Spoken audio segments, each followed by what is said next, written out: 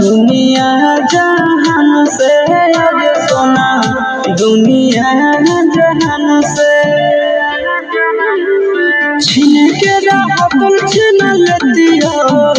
दुनिया जहान से आगे सोना, दुनिया जहान से जोड़ी है बनावल भगवान के, दुश्मन है इंसान के आगे सोना, दुश्मन है इंसान के।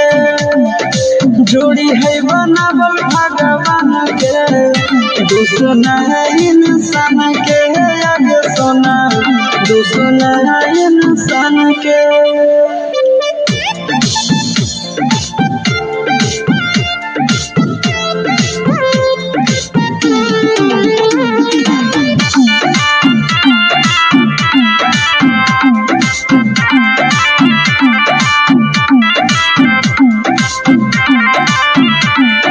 जनमों से भले दोनों रहेंगे साथ में, करम तो कभी विधाते के हाथ में।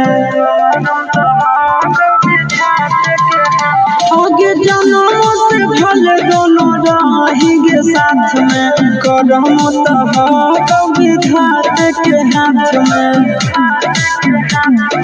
कन्हैया से मिला जाते हमारा तो मंगल दियल कान के आगे सोना, मंगल दियल कान के। जोड़ी है बनावल भगवान के, दुश्मन है इंसान के आगे सोना, दुश्मन है भगवान के। जोड़ी है बनावल भगवान के, दुश्मन है इंसान के आगे सोना, दुश्मन है इंसान के।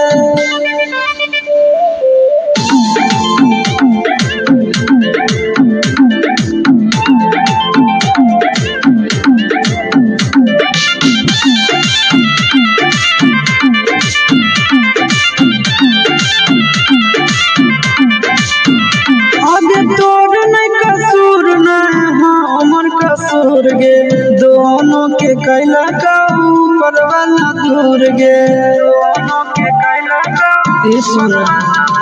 आगे तोर नहीं कसूर नहीं हमर कसूर गे, दोनों के कैला का ऊपर वाला दूर गे।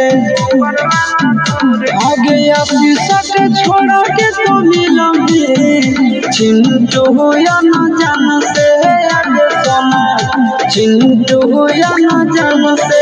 जोड़ी है बनावल भगवान के, दुश्मन है इंसान के आगे सोना, दुश्मन है भगवान के। जोड़ी है बनावल भगवान के, दुश्मन है इंसान के आगे सोना, दुश्मन है इंसान के।